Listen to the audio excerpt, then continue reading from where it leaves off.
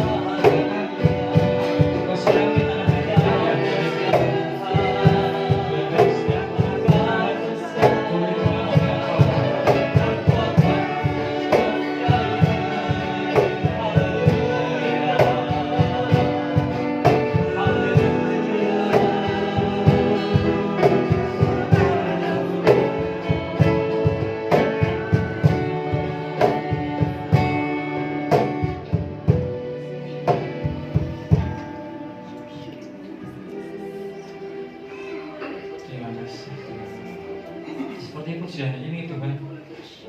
Kami mau mempersembahkan hidup kami Tuhan. Layakkan kami Tuhan. Haleluya. Kau boleh pakai hidup kami Tuhan sebagai anak-Mu Tuhan di tengah-tengah kehidupan kami Bapak. Haleluya.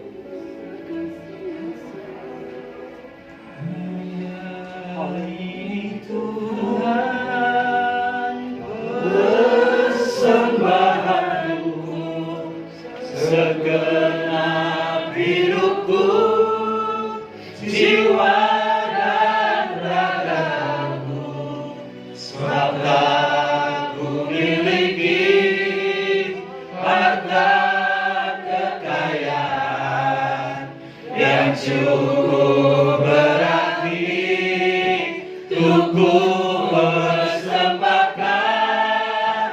Hanya ini Tuhan, permohonanku, terimalah Tuhan persembahanku, pakailah hidupku sebagai alatmu seumur hidupku.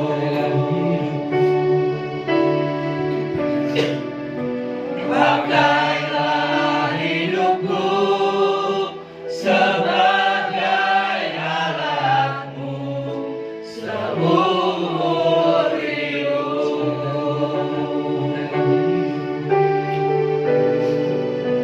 Pakailah hidupku sebagai alatmu seumur hidupku.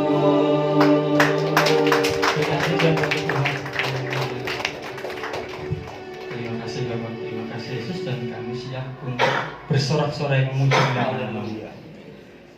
Amin. Bapak Ibu Saudara, ada sukacita hari ini? Kalau ada sukacita, boleh kasih sapa kanan kiri depan belakang. Kamu diberkati. Haleluya. Haleluya. Haleluya. Mari kita dengan penuh semangat menyanyikan Sungai Sukacita.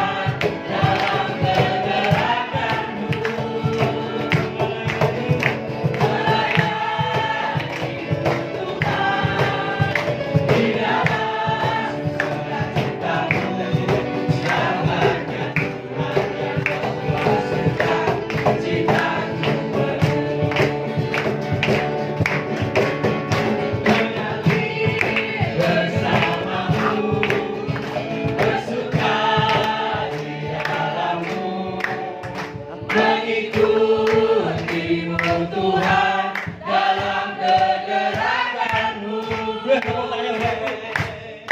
Melayanimu Tuhan di dalam sukacitamu. Siapanya Tuhan yang membuat sukacitaku penuh. Mengalir bersamamu, bersuka di dalammu, mengikutimu Tuhan dalam kegerakanmu. Melayanimu Tuhan di dalam sukacitamu. Sebabnya Tuhan yang membuat sukacitaku penuh. Sebabnya Tuhan yang membuat sukacitaku penuh. Sebabnya Tuhan yang membuat sukacitaku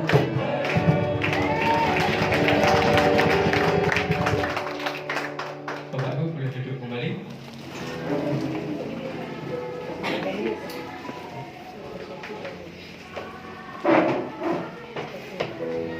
Sebentar kita akan boleh masuk di dalam firman. Kita boleh siapkan hati pikiran kita untuk boleh kita boleh benar-benar firman Tuhan. Kita akan pujikan Dia di hadirat.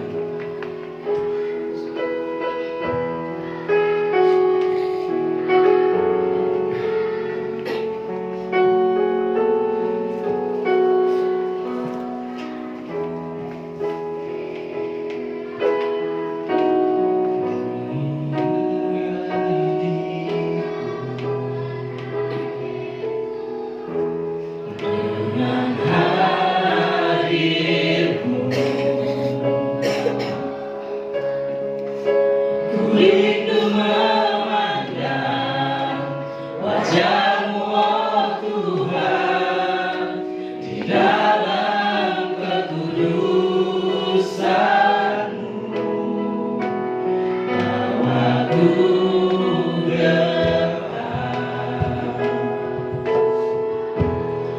dalam hadirmu. Ku rindu mendengar suara-Mu, oh Tuhan, di tempat kudus-Mu sekarang. Ku rasakan kasih-Mu, terindahnya kekudusan-Mu, penuhi dengan kasih-Mu. Diam di hadirat-Mu, ku mengangkat tanganku dan ku bersyukur menyembah-Mu dengan kasih-Mu.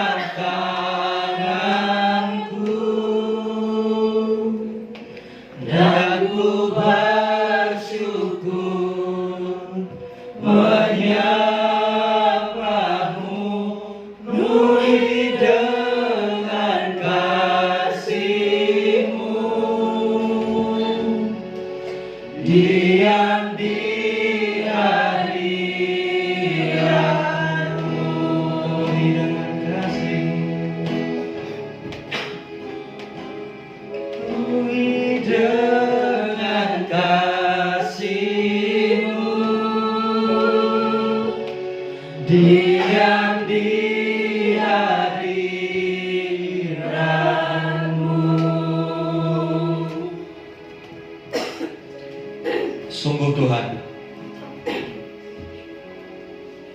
di hadirat-Mu itulah tempat yang paling indah. Ketika kami berhadapan dengan Engkau, memandang kekudusan, kemuliaan, sungguh kami tidak berarti. Kami sadar kami perlu Tuhan. Kami sadar Engkaulah segalanya dalam hidup ini. Sebab itu, saat ini kami datang, membuka hati kami, menyediakan setiap perhatian kami untuk memperhatikan perkataan-perkataan yang sebentar akan disampaikan oleh hamba.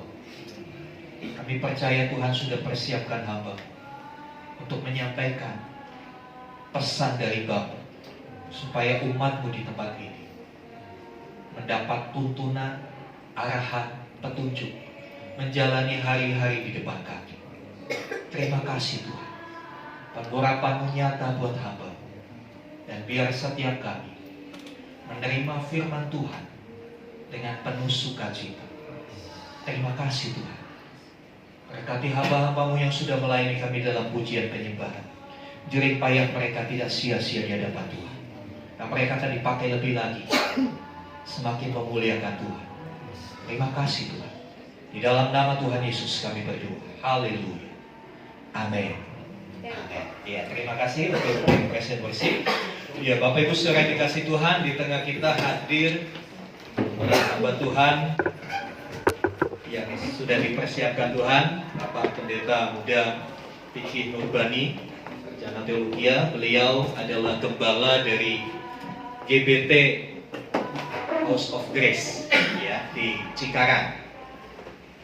Kita tetanggaan, ya. Beliau tempatnya pengembalaannya di dekat SGC, di belakangnya, ya. Jadi, dan beliau ini selain gembala sidang, beliau juga salah satu pengurus di Majelis Pimpinan Wilayah MPW GBT Jabodetabek yang menangani kepemudaan. Jadi mungkin setelah ini teman-teman pemuda bisa sharing dengan beliau. Ya. Tidak berlama-lama, saya persilakan hambanya Pak memperingati. Oke, shalom Bapak Ibu. Shalom. Oke, shalom. Shalom. Oke, selamat pagi semuanya. Ya, sudah diperkenalkan gitu. Nama saya Vicky, saya mengembalakan di GBT House of Grace Cikarang. Makanya waktu Bapak Gembala sudah datang, saya bilang, wah kita punya tetangga sekarang. Jadi saya nggak sendirian GBT di Cikarang, ada temannya sekarang. Bersyukur nggak jauh-jauh amat Pak ya, cuma setengah jam. Saya di GBT Cikarang di depan stasiun, persisnya stasiun KRL. Beberapa saudara mungkin ada yang tahu, pernah lihat mungkin di situ. Ya oke, tanpa berlama-lama terima kasih Pak Gembala buat pelayanannya. Saya dipercayakan menyampaikan. Bapak Ibu, sebelum firman Tuhan saya minta kerjasamanya. Kadang-kadang kalau khotbah saya suka kecepatan ngomongnya. Jadi saya coba pelan, Bapak Ibu coba fokus. Setuju? Amin. Kurang kompak. Setuju? Setuju. Saya coba pelan, Bapak Ibu fokus sama-sama. Oke, kita mau belajar hari ini satu kebenaran ya. Saya diberi tema tentang tertanam di gereja lokal. Nah, tertanam di gereja lokal. Hari-hari ini lagi marak namanya musim orang beribadah di namanya GKJJ. Tahu nggak GKJJ apa? Saya menyebutnya GKJJ. Ya, gereja Kristen jalan-jalan gitu. Kenapa? Pertanyaannya, kenapa mereka jalan-jalan ini nggak betah di rumah? Kenapa nggak betah di rumah? Saya nggak tahu alasannya. Nah, pertanyaannya adalah gini, gereja seperti apa yang Anda impikan gitu kan? Gereja seperti apa sih yang kita cari gitu kan? Ya kan? Bener nggak? Apa ada orang senang gereja mungkin saya pengen senang gereja yang ada apanya? Lampunya klip-klip apa kayak di mall kayak di diskotik gitu. Ada orang senang seperti itu gitu. Gereja saya nggak ada lampu begitu. Pusing saya nggak ada lampu begitu. Jadi ada gereja macam-macam ya. Nah, saya mau bilang satu tokoh gereja pernah bilang begini. Seorang tokoh gereja pernah berkata gini, tidak ada gereja yang sempurna. Kalau Anda menemukan gereja yang sempurna, saya minta Anda keluar dari gereja itu. Kenapa? Karena kehadiran Anda akan merusak gereja itu.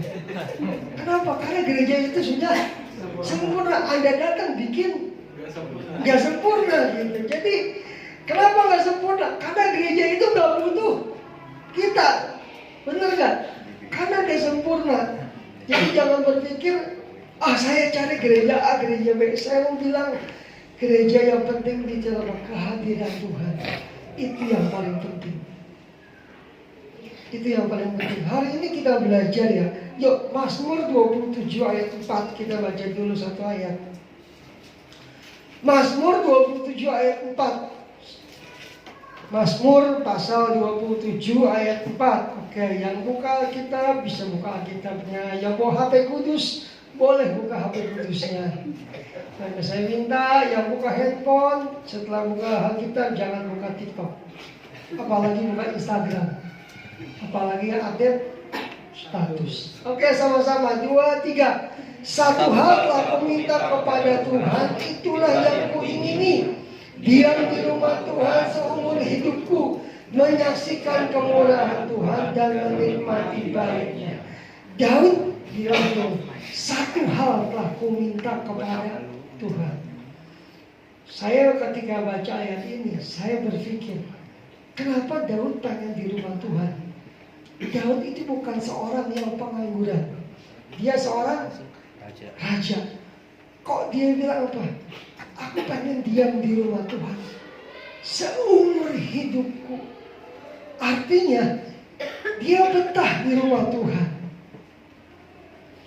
Dia betah di rumah Tuhan. Bahkan ayat lain berkata gini, lebih baik satu hari pelataranmu. Benar nggak nyanyi itu? Ketika kita diperhadapkan situasi, misalnya anak muda hari ini ada konser BTS di Cikarang. Wah, ini jam 9 pagi hari Minggu. Pas ibadah, acaranya di depan situ. Di situ bilang, ku berikan hatiku. antara Tuhan dan BTS. Apalagi konsernya diskon 50% buat khusus jemaat GBT. Kayaknya ini berat gitu. Ditambah mungkin yang pemudi-pemudi siapa punya BTS siapa? Saya enggak. Siapa? Jongkok. Kim Jong Un. Siapa? Jongkok. Ya itulah, pokoknya saya nggak tahu saya namanya. Saya bukan penggemar BTS, jadi saya nggak tahu. Makanya di situ kadang-kadang diuji loh.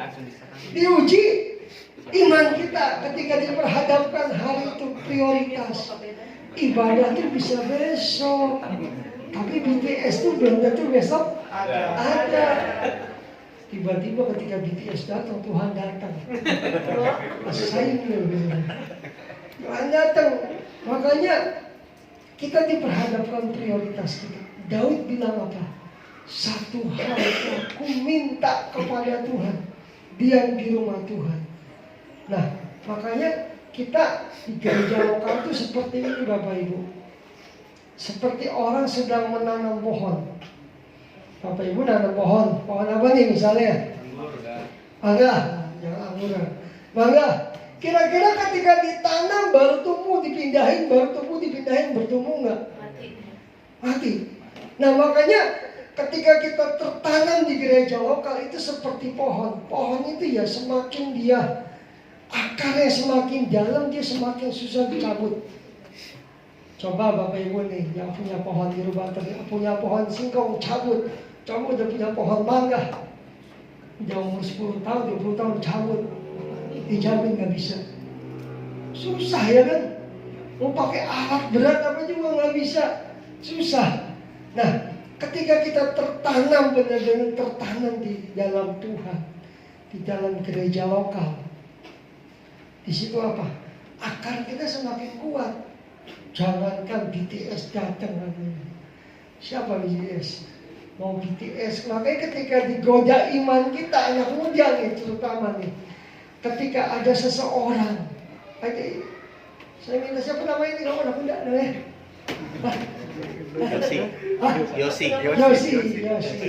Yosi ketika misalnya ada seseorang wanita yang mungkin gak cakap-cakap kayak Agnes Monica gitu. Datang sama kamu Yosi, mau gak jadi pacar saya? Hari itu tapi syaratnya Yosi kamu, kalau Agnes Monica di Kristen ya, jangan di Agnes.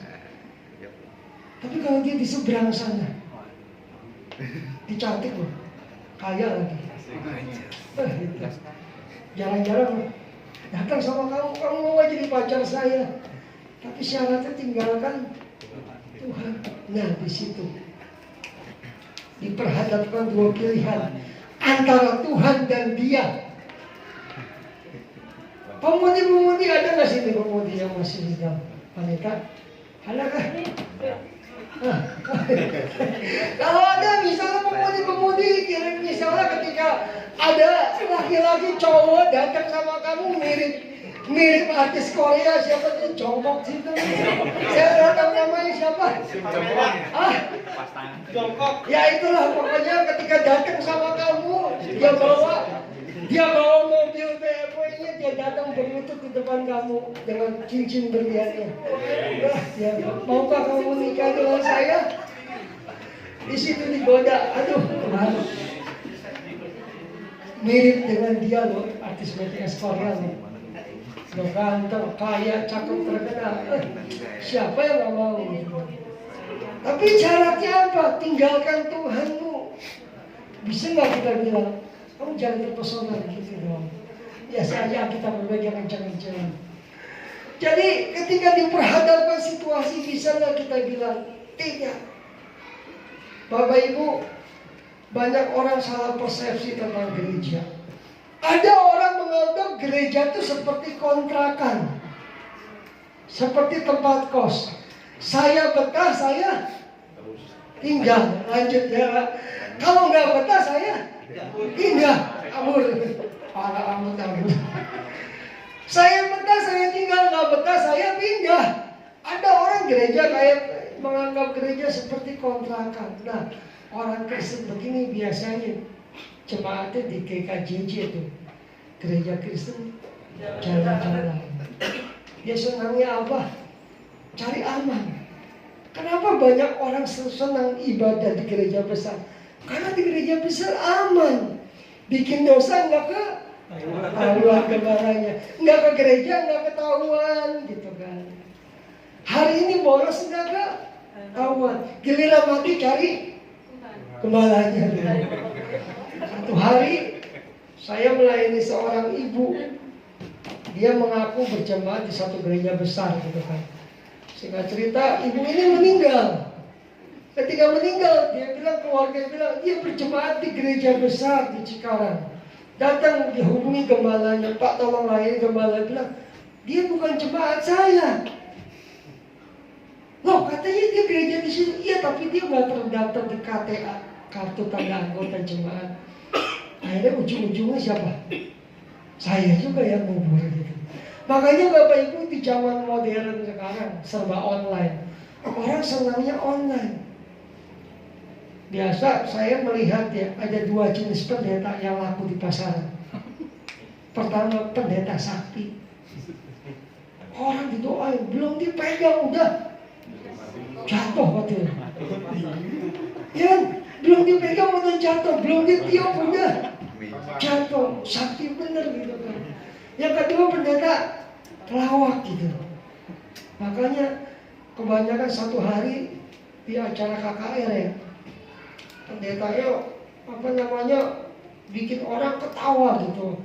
Teman saya nanya istri ya, tadi pendeta khotbah apa? Gak inget gua katanya, cuma inget lucu aja katanya. Makanya saya mau bilang orang gini dia cari aman. Satu hari ada jemaat Tuhan cerita sama saya. Dia bilang ini, wah saya senang dengan khotbah pendeta A. Dia bilang, dia khotbahnya penuh urapan. Orang didoain joblak. Begitu dia meninggal yang ngubur saya juga, bukan pendeta dia gitu. Saya pikir, saya mau bilang, cintailah rumah kita sendiri gitu. Oh yang ngubur saudara nanti Bapak Gembala kok, bukan dia kok gitu. Ketika Bapak Ibu dipanggil, yang ngubur nanti siapa? Bapak Gembalanya. Ketika Bapak Ibu sakit, yang unjungin siapa? Apa pendeta di YouTube yang sakti itu datang itu? Enggak kan? Gembalanya juga itu. Waktu dia di ICU yang doain saya, yang melepaskan pulang saya juga, yang ngubur saya juga jadi Bapak Ibu. Yang ngubur saya juga Bapak Ibu. Yang ngubur saya. Yang mimpin pemakaman saya juga, walaupun yang ngubur silakan. Saya kenal beberapa bapak di sini. Jadi makanya jangan terlalu terpesona dengan apa yang di YouTube gitu. Kenapa? Karena mimbar ini kebanyakan di YouTube itu cuma settingan drama gitu. Kita nggak tahu aslinya gitu. Yang kedua, ada orang menganggap gereja tuh yang pertama sebagai kontrakan. Ada orang menganggap gereja seperti paranormal. Tempat namanya paranormal. Kalau ada masalah, lagi sakit, datang sama gembala yang minta mujizat. Begitu sembuh, hilang dari gereja. Ada orang menganggap gereja seperti rumah sakit. Kalau sakit datang, begitu sembuh, kabur. Ada orang seperti itu. Makanya KKR kesembuhan laku. Kalau Bapak Ibu lihat di gereja saya nggak pernah ada KKR. Kenapa? Nggak terlalu berdampak banget KKR di tempat saya pikir gitu. Penginjilan terbaik itu apa? Ketika kita bisa jadi sahabat buat orang lain, bukan KKR gitu. Nah, lanjut lagi. Makanya gereja bukanlah kontrakan, gereja juga bukan tempat hiburan gitu kan. Tapi gereja yang pertama kita belajar kenapa kita tertanam di gereja lokal. Yang pertama, gereja adalah keluarga. Efesus 2 ayat 19 saya bacakan. Demikianlah kamu bukan lagi orang asing dan pendatang, melainkan kawan sewarga dari orang-orang kudus dan anggota-anggota keluarga Allah. Bapak Ibu di sini, tempat ini adalah keluarga kita. Kok nggak ada amin sih? Kurang kompak. Gereja ini adalah rumah kita gitu. Makanya ada Bapak Ibu rohani, Bapak Ibu gembala. Gereja ini rumah kita, bukan rumah tetangga. Nah, saya mau bilang tadi, gereja bukan kontrakan. Ini rumah kita bersama. Sebagai rumah bersama, berarti kita ini keluarga dalam Tuhan. Kalau ada yang sakit, semuanya ikut merasakan. Inilah fungsinya keluarga. Makanya sebagai keluarga berarti tanggung jawab siapa? Tanggung jawab bersama. Tanggung jawab bersama, keamanan, kebersihan, pertumbuhannya pun tanggung jawab bersama. Sebuah penelitian, pekerjaan paling berat di Amerika kedua itu apa? Pertama jadi ibu presiden, kedua jadi ibu pendeta, istri pendeta. Jadi semua survei di Amerika, profesi paling berat itu pertama istri presiden, kedua istri pendeta gitu.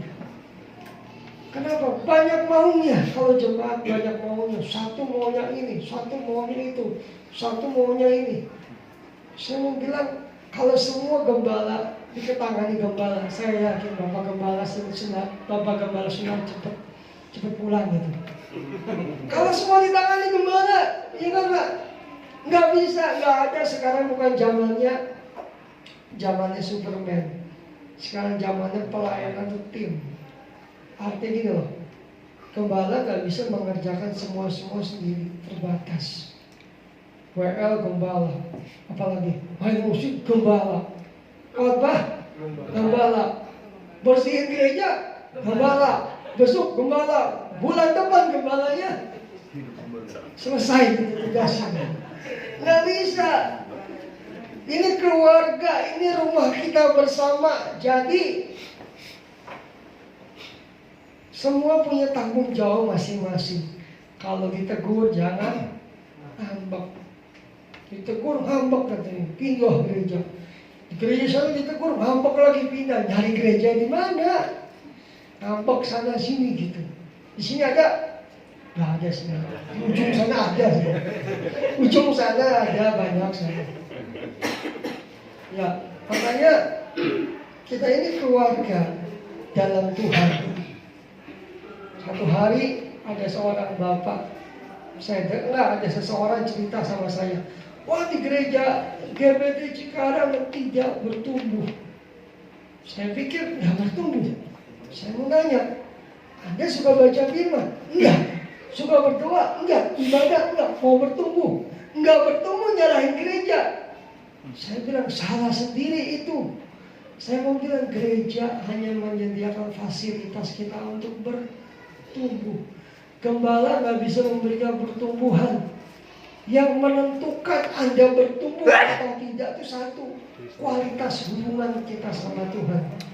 Ini loh, kita mau ibadah di gereja besar, pendetanya sakti, tapi kita nggak punya kerinduan sama Tuhan, itu cuma buang-buang waktu. Anda nggak bertumbuh. Makanya di tempat saya ada namanya Gerakan Loving Bible, baca firman sesentak jemaat Tuhan. Ayo kita jemaat Tuhan punya waktu namanya jujur. Saya mau nanya, siapa yang hari ini, jangan hari ini, siapa yang minggu ini baca Alkitab? Boleh angkat tangan. Siapa yang kemarin baca Alkitab? Jangan tanya Bapak Gembala, saya tahu pasti jawabannya. Siapa di sini yang suka baca Alkitab setiap hari? Cuma 2 orang. Haleluya. Saya bisa ketahuan orang suka baca Alkitab dari mana kalau di handphone.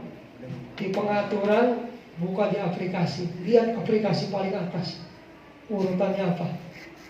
Saya meneliti. Biasanya paling banyak digunakan aplikasi apa di handphone? WhatsApp. Yang kedua apa? TikTok, nggak berdosa.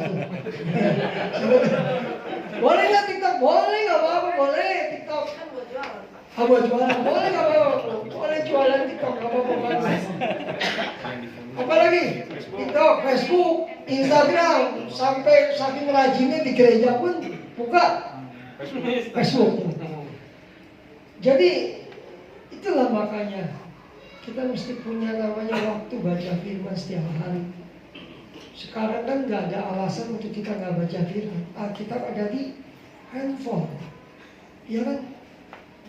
Punya waktu senggang, sementara menunggu sesuatu, mungkin nunggu mobil, nunggu kereta, bisa sambil buka Alkitab. Toh 5 menit baca Alkitab, apa susahnya gitu kan? Kalau nggak ada, satu hari saya ngobrol dengan seorang hamba Tuhan. Dia bilang ini, ketika saya bilang, ayo kita gabung doa bareng, dia bilang, kita nggak ada waktu, sibuk berdoa, nggak punya waktu berdoa, nggak punya waktu baca firman. Ya terus kapan baca firmannya? Saya mau bilang Bapak Ibu, bukan gereja hanya menyediakan fasilitas yang menentukan Anda bertumbuh atau tidak. Itu urusan pribadi sama Tuhan. Jadi satu saat ketika Tuhan datang kembali, Tuhan lihat kita nggak bertumbuh, itu bukan bagian, itu urusan kita. Gembala menyediakan, gembala mengingatkan, gembala menegur, mengajarkan, selanjutnya terserah kita. Yang kedua, kenapa kita tertanam di gereja lokal? Karena di gereja lokal kita aman. Coba Ibrani 13 ayat 17. Ibrani 13 ayat 17. Saya bacain. Taatilah pemimpin-pemimpinmu dan tunduklah kepada mereka, sebab mereka berjaga-jaga atas jiwamu sebagai orang-orang yang harus bertanggung jawab atasnya. Dengan jalan itu mereka akan melakukannya dengan gembira, bukan dengan keluh kesah. Sebab hal itu tidak akan membawa keuntungan bagimu. Dalam gereja lokal kita aman. Kenapa aman? Karena ada otoritas yang Tuhan percayakan menjaga kita. Ada otoritas yang Tuhan percayakan. Gembala itu pemimpin yang Tuhan percayakan. Makanya tugasnya gembala apa? Dia menjaga kawanan domba. Nah, dalam 1 Samuel, satu hari Daud ngobrol sama Saul. Daud bilang apa? Aku menggembalakan domba. Ketika ada beruang dan singa datang menyerang dombaku, aku apa? Melawan. Artinya apa? Gembala itu dia setiap hari berjaga-jaga atas kita, atas jemaat domba-domba yang di sini. Dia mendoakan gembala yang mendoakan. Bapak Ibu, saya mau nanya jujur ya jawabnya. Siapa di sini suka berdoa buat bapak gembalanya? Contoh, 2 orang, 3 orang. Aduh, parah. Kalau sakit, datang minta tolong doain sama gembala. Ada masalah, datang sama kalau gembala ada masalah, minta tolong sama siapa? Makanya saya bilang gembala nggak bisa kerja sendiri, nggak bisa. Dia bilang tunduklah kepada otoritas. Otoritas itu seperti payung, Bapak Ibu. Kalau hujan ada payung, kita aman, kita nggak basah. Tapi ketika kita keluar dari payung, kita basah. Yang salah siapa? Kita. Siapa suruh keluar? Dan dalam gereja ada namanya payung otoritas, yang gembala sebagai otoritas yang mendoakan kita, mengajar kita. Saya menggambarkan di gereja tuh gini ya, di gereja lokal saya, gembala itu seperti babysitter. Kenapa saya bilang babysitter? Nah, Bapak Ibu kan anak Tuhan, ini hamba Tuhan. Jadi kita ini hamba Tuhan, pembantunya Tuhan, ngurusin anak Tuhan. Kalau anaknya bandel, bilangin sama Tuhan gitu. Ya kan, babysitter nggak boleh ngomongin anak-anak. Kalau anaknya bandel, bilangin sama bapaknya. Jadi saya bilang sama jemaat, kita ini babysitter. Kalau anaknya nggak bisa dibilang, laporin bapaknya langsung. Jadi gembala itu punya otoritas. Kita aman selama kita dalam gereja lokal, kita aman. Kenapa aman? Ada gembala yang berjaga-jaga 24 jam mendoakan kita. Mendoakan kita, memberkati kita dalam doanya. Makanya selama kita tunduk kepada otoritas yang ada, kita aman. Kalau misalnya Bapak Ibu sering ke desa-desa ya, karena saya sering ke kampung gitu kan, saya suka perhatikan ini, ada domba-domba yang saya bilang tanpa gembala. Ketahuan domba yang ada gembalanya dan yang tidak ketahuan. Gimana ketahuannya? Gembala yang ada dombanya nggak mungkin, domba yang ada gembalanya dia nggak mungkin keluyuran ke tengah jalan. Karena ada gembala yang jagain, ya kan? Kalau dia ke tengah jalan, diusir seluruh ke pinggir, ya kan? Kalau domba nggak ada gembalanya cenderung liar, dia jalanan akhirnya ketabrak mobil, mati. Yang disalahin siapa? Ya, mobilnya, padahal salah.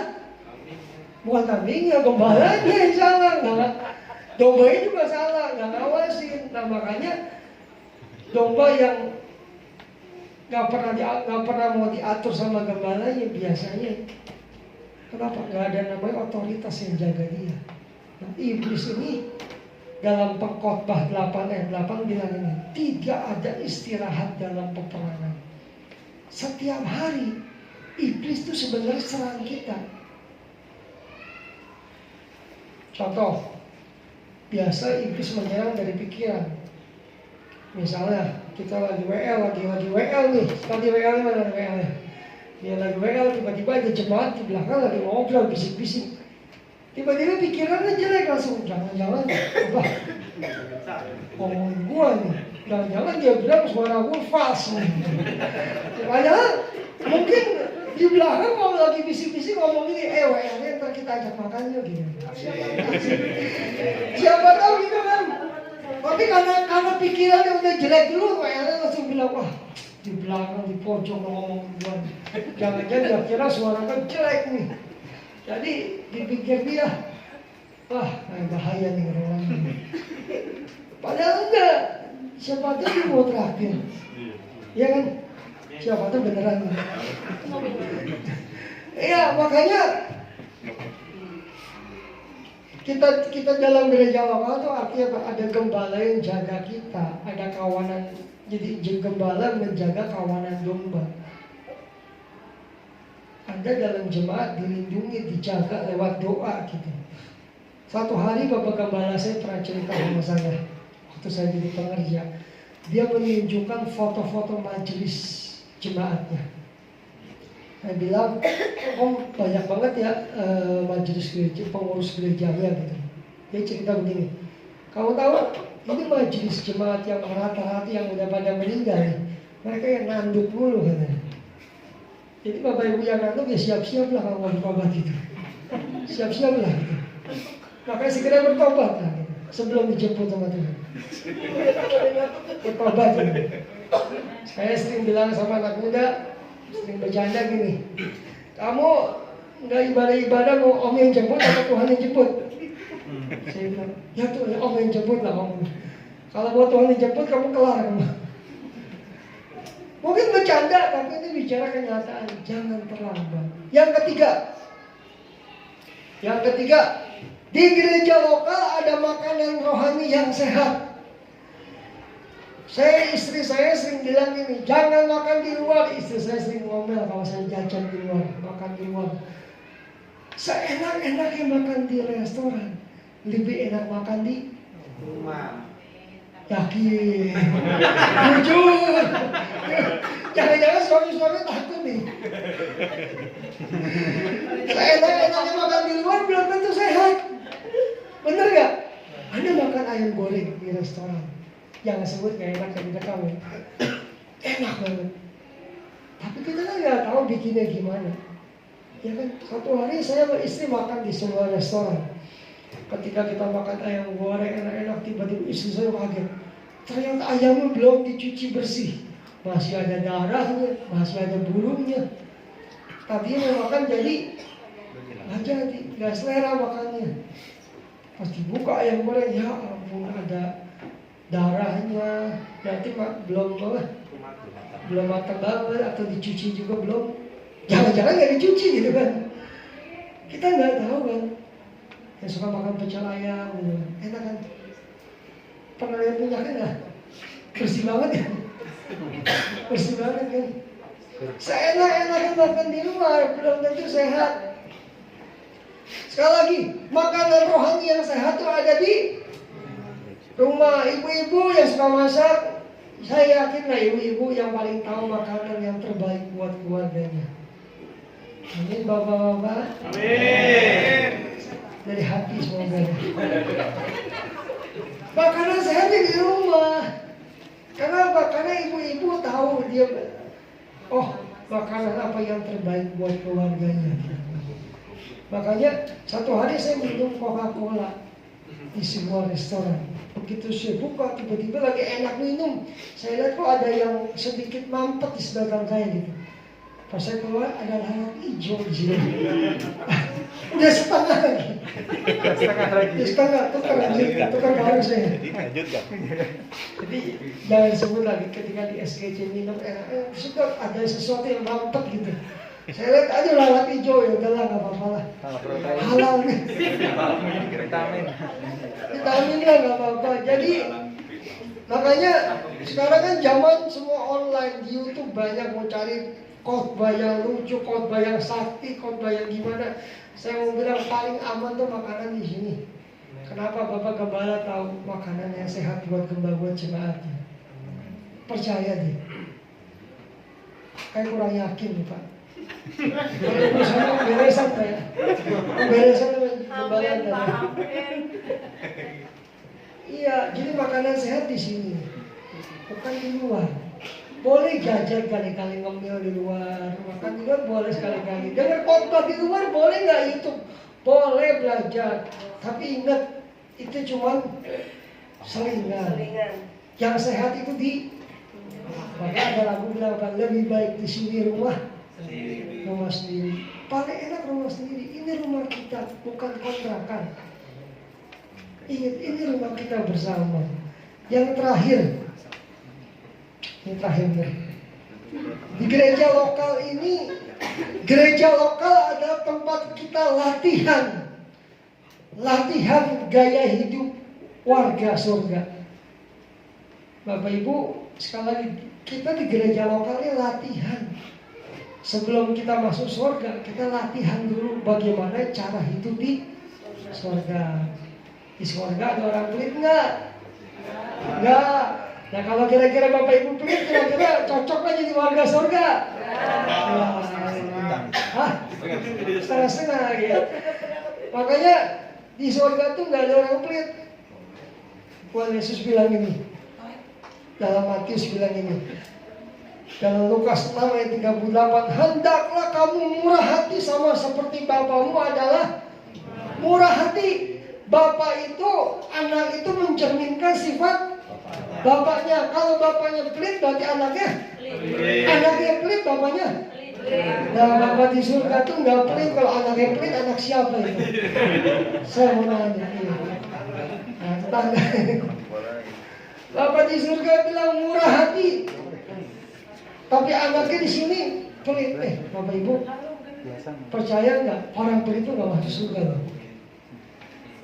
Mungkin bingung, masa orang pelit? Gara-gara orang pelit dia nggak masuk surga. Gara-gara dia pelit dia nggak selamat. Di Matius 25 ayat 41 sampai 46. Saya baca ini, saya ceritain nih, mau saya baca panjangnya. Saya cerita lebih seru nih. Matius 25 bilang gini, ketika hari penghakiman tiba, ada domba, ada kambing. Tuhan bertanya sama Tuhan berkata begini kepada domba, ketika aku lapar kamu memberi aku makan. Ketika aku dalam penjara kamu mengunjungi aku. Terus Tuhan bilang sama domba, berbahagialah kamu akan masuk dalam perjamuan besar. Sama kambing Tuhan bilang, ketika aku lapar kamu tidak memberi aku pelit banget makan aja nggak dikasih gitu. Ketika aku dalam penjara kamu nggak mengunjungi aku. Ketika aku apa lagi dibilang sini? Ketika aku sakit kamu nggak besuk aku, cuma besuk aja, ampun Bapakku. Gara-gara pelit sama duit, pelit sama makan, pelit sama waktu. Cuma gara-gara pelit nggak masuk surga. Tuhan bilang nyala daripada aku.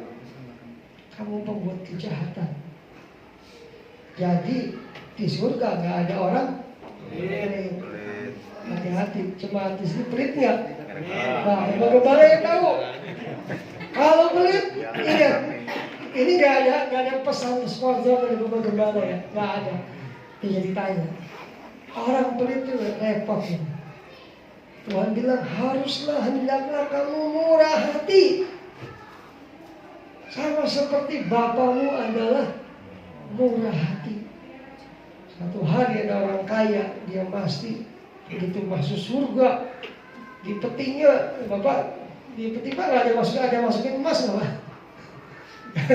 Orang kaya sampai petinya dimasukin emas, juga petinya dari emas juga, gitu kan. Begitu dia di surga kaget, di surga jalanan dari emas, dibuang pinggir jalan emasnya. Malaikat bilang, lu jangan buang sampah sembarangan di sini, emas lu nggak mau pakai di sini.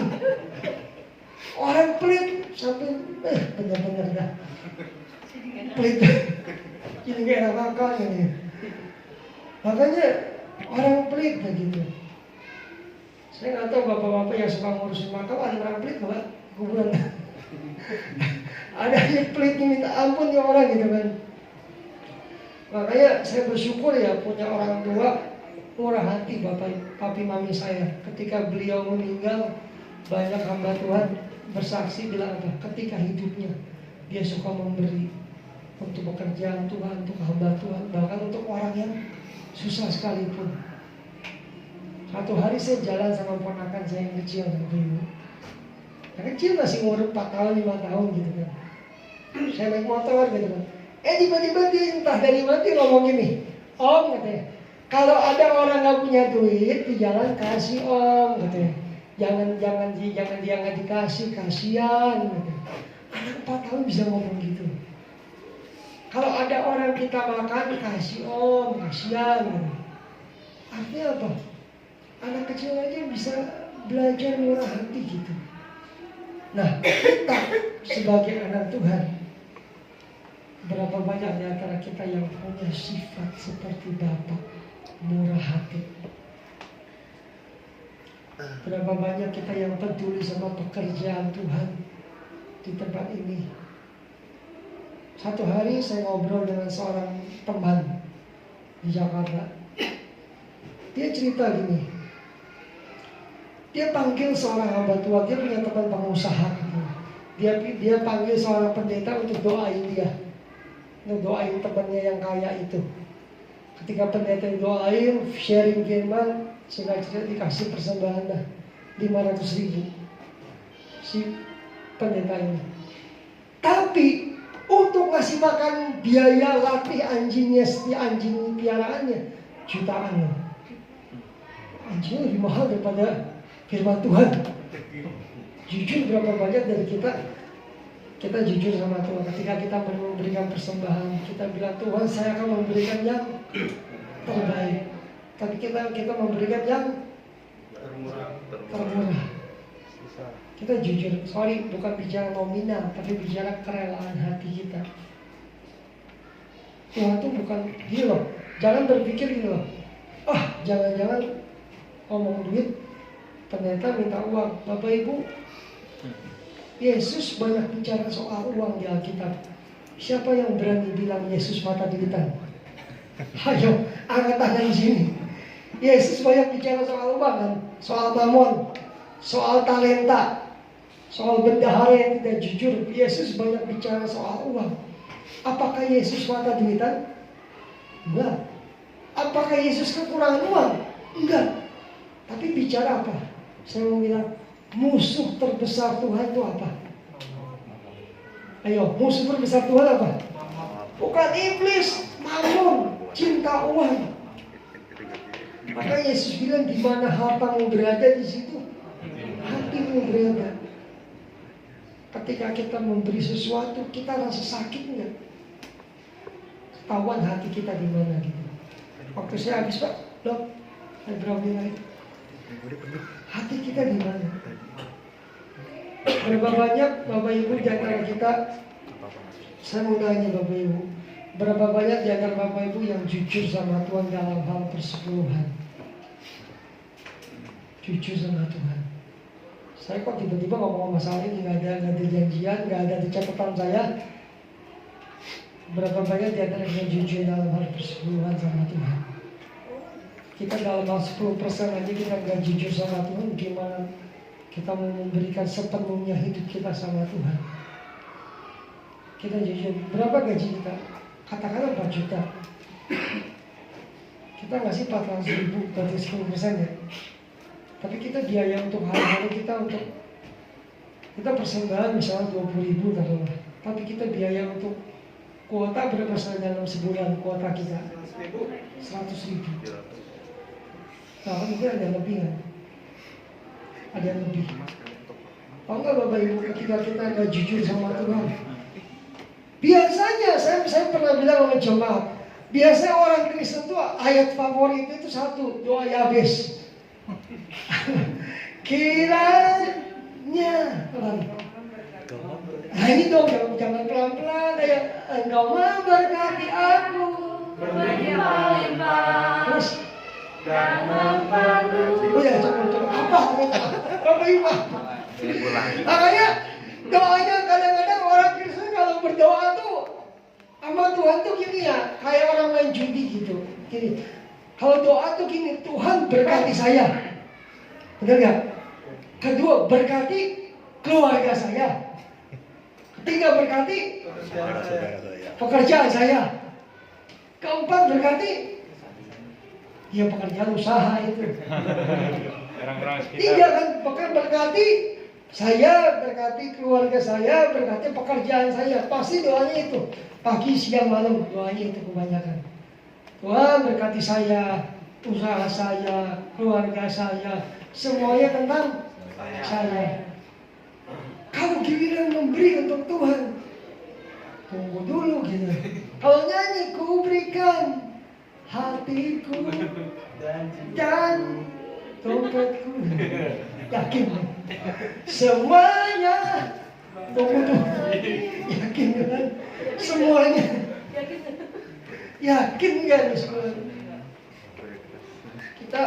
Saya bilang sama jemaat kita gini ya, kita 10% aja kita nggak ngasih sama Tuhan, gimana berarti gimana mau memberikan mati buat Tuhan? Yesus bilang apa? Coba saya mau tanya ayat terakhir, Yohanes 3:16 bunyinya apa? Karena begitu besar. Nah, 1 Yohanes 3:16 coba buka. Ayo baca biar kencang. Saya minta siapa ya?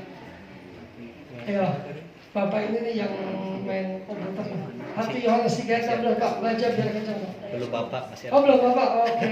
1 Yohanes 3 ayat 16. 1 Yohanes 3 ayat 16. Demikianlah kita ketahui kasih Kristus, yaitu bahwa Ia telah menyerahkan nyawanya untuk kita. Jadi kita Sampai 17 ya. Jadi kita pun wajib menyerahkan nyawa kita untuk saudara-saudara kita. Barang siapa mempunyai harta duniawi dan melihat saudaranya menderita kekurangan, tetapi menutup pintu hatinya terhadap saudaranya itu, bagaimanakah kasih Allah dapat tetap di dalam dirinya? Ya. Kalau Yohanes 3:16 Tuhan mati buat kita, 1 Yohanes bilang kita wajib menyerahkan nyawa kita untuk saudara kita. Gimana mau menyerahkan nyawa buat saudara, buat Tuhan? Kita mah hartanya kita nggak jujur sama Tuhan. Maaf saudara, bicara persepuluhan, bicara kejujuran kita sama Tuhan. Jujur kita sama Tuhan. Secara nggak langsung, ketika kita memberikan, kita berkata, Tuhan ini milikmu Tuhan. Ini milikmu Tuhan, bukan milikku. Kalau nyanyi kita gampang, suka-sukamu Tuhan, suka-sukamu Tuhan. Ketika Tuhan minta sesuatu yang berharga dalam hidup kita, kita kasih nggak? Kita berani kasih nggak sama Tuhan? Ketika Tuhan minta, Tuhan akan minta anak kita mau untuk mati, enggak. Tuhan minta 10% dari yang kita miliki, dari pendapatan kita, persepuluhan itu. Kita jujur nggak sama Tuhan? Kalau kita nggak jujur sama Tuhan, Tuhan bilang, kalau kamu nggak setia dengan harta yang itu, gimana Tuhan percayakan kamu dengan harta yang lebih besar lagi? Bapak Ibu, kita memberi atau tidak memberi, Tuhan tuh nggak pernah diuntungkan dan dirugikan. Sekali lagi, kita tidak memberi persepuluhan, Tuhan nggak rugi loh. Kita nggak memberi kolektor, kita nggak memberi pekerjaan, Tuhan nggak dirugikan kok. Tuhan nggak akan bangkrut karena Anda nggak memberi. Atau Tuhan juga nggak akan diuntungkan karena kita memberi sesuatu untuk pekerjaan Tuhan. Tuhan nggak diuntungkan kok. Kenapa? Kita memberi, semuanya kembali kepada kita sendiri kok. Makanya orang ada Tuhan bilang menuai 30, 60, 100 kali lipat. Berapa banyak yang kita berdua? Di tempat saya, kita gereja Muara Bukan. Kita gerakin jemaah, ngumpulin duit 2.000 per hari. Semua jemaah 2.000 per hari untuk renov gereja. Itu pun ada aja yang bilang 2.000 per hari, masih dibilang masih nggak mau ngasih juga 2.000 sehari. Masih ada yang bilang gini lagi aja katanya. 2.000 per hari gitu. Tapi saya bilang juga, ayo gerakkan 2.000 sehari. Nah, Bapak Ibu kenapa nggak di sini 2.000 sehari untuk pekerjaan Tuhan di sini, untuk kontrak di sini, untuk pekerjaan Tuhan di sini. Sekali lagi saya tutup, gereja ini rumah kita bersama. Amin. Yuk kita berdoa. Terima kasih buat firman-Mu pagi ini. Tuhan, hamba-Mu penuh keterbatasan. Tuhan bicara lebih lanjut di hati jemaat Tuhan, di hati kami, karena kami percaya setiap firman yang kami dengar itu tidak kembali sia-sia. Tuhan berkati semuanya, biar firman itu bertumbuh dan mengubahkan hidup kami. Dalam nama Tuhan Yesus kami berdoa. Amin. Saya serahkan kepada Bapak Tuhan.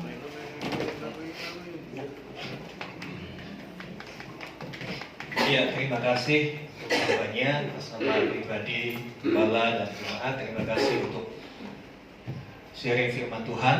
Nah, saudara yang dikasih Tuhan, mari kita akan siapkan hati kita untuk memberikan persembahan pada Tuhan. Kita tunduk kepala. Terima kasih Tuhan, saatnya kami diberi kesempatan untuk berkontribusi bagi pekerjaan-Mu di tempat ini. Kami tahu kebenaran sudah disampaikan, sekarang bagian kami melakukannya. Bukan soal nominal, tapi soal hati. Karena di mana hati kami berada, disitulah yang menjadi penentu kehidupan kami. Ketika hati kami di dalam Tuhan, maka kami akan melihat pekerjaan-Mu begitu nyata dalam hidup kami. Dalam pekerjaan, dalam usaha, apapun yang kami kerjakan. Terima kasih Bapak, dalam nama Tuhan Yesus kami berdoa. Amin. Kita akan memberikan persembahan pemain musik.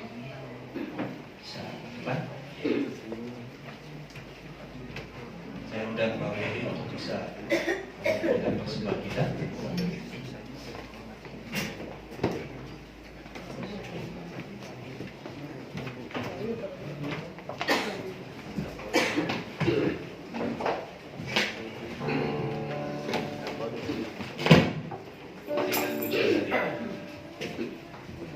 Sungai Sukacita.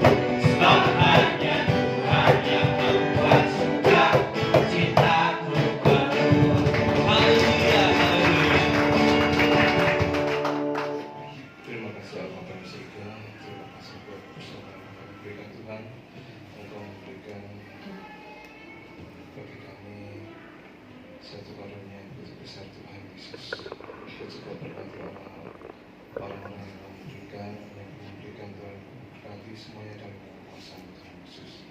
Tuhan bersedia untuk membuat kerjamu gereja Tuhan Yesus, memberkati kami semua dan kuasa. Terima kasih Allahku di dalam Tuhan Yesus. Iya, terima kasih untuk persembahan yang saudara-saudara persembahkan pada Tuhan, berupa persembahan umum maupun melalui transfer, keperluan apapun. Kita percaya kita akan menaikkan doa syafaat. Ya udah yang bertugas doa syafaat.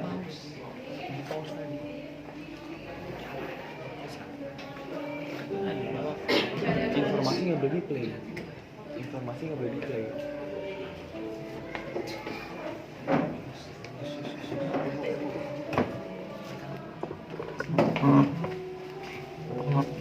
Mari kita bersatu dalam doa. Terima kasih Bapak yang baik, kami bersyukur buat pagi hari ini Tuhan, kami masih bisa ibadah bertemu Tuhan di tempat-Mu yang suci ini Tuhan. Terima kasih Tuhan, kami sudah mendengar firman-Mu yang luar biasa Tuhan. Biarlah firman yang kami dengar hari ini sungguh-sungguh kami lakukan dalam kehidupan kami. Biarlah kami Tuhan tertanam di satu gereja lokal.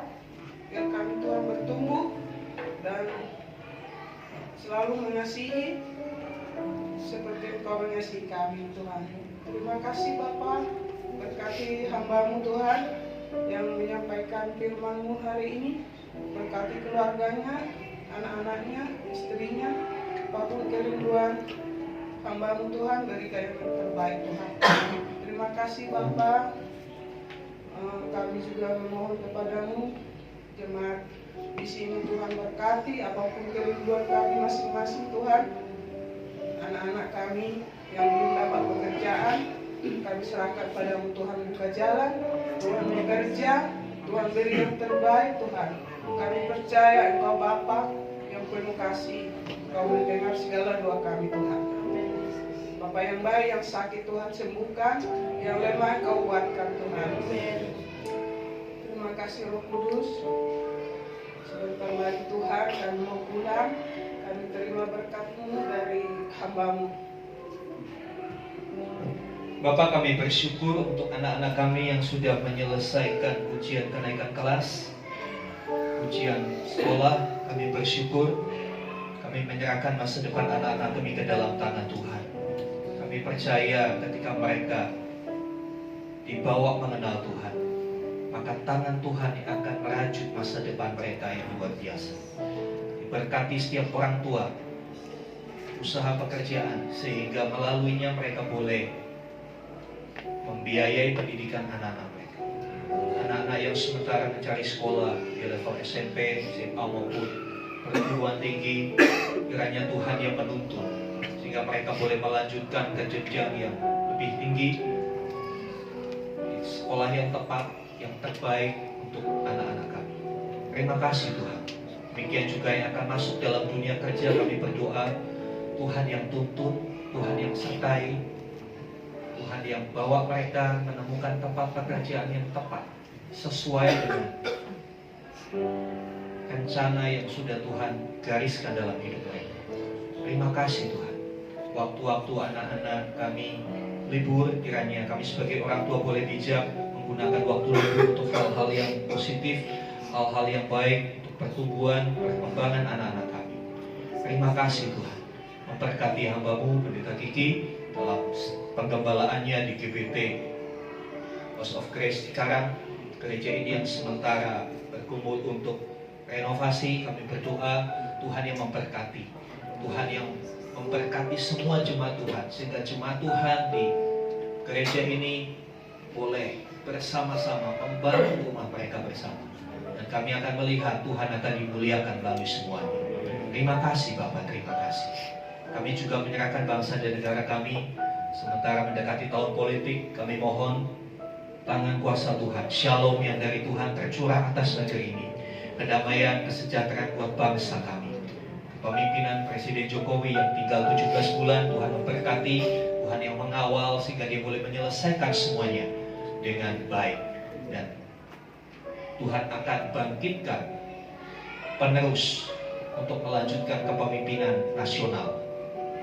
Berikan kami hikmat untuk kami bersikap dengan benar di tengah tahun politik, sehingga kami tidak terjerumus dalam perdebatan-perdebatan yang tidak perlu.